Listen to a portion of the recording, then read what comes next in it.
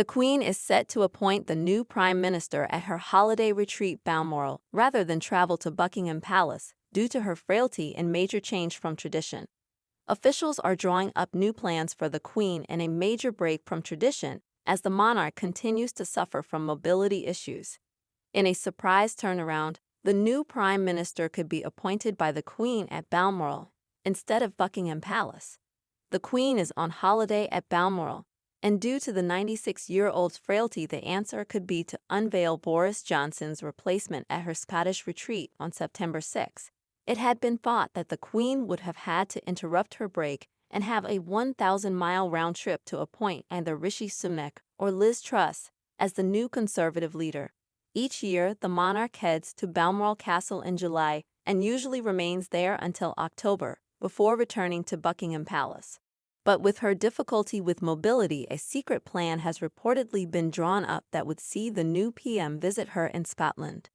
It would be a significant change from tradition and be a historic first if Miss Johnson hands over the reins to his successor in the dubbed Kissing of the Hand ceremony outside of London.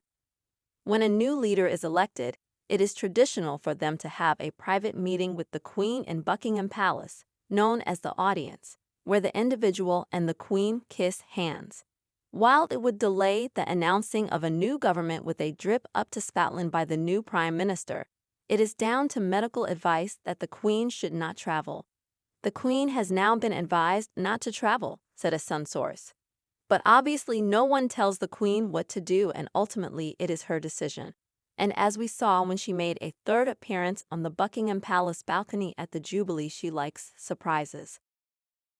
There are some parts of her role that Prince Charles can do on her behalf, but the Queen is adamant that she appoints the Prime Minister.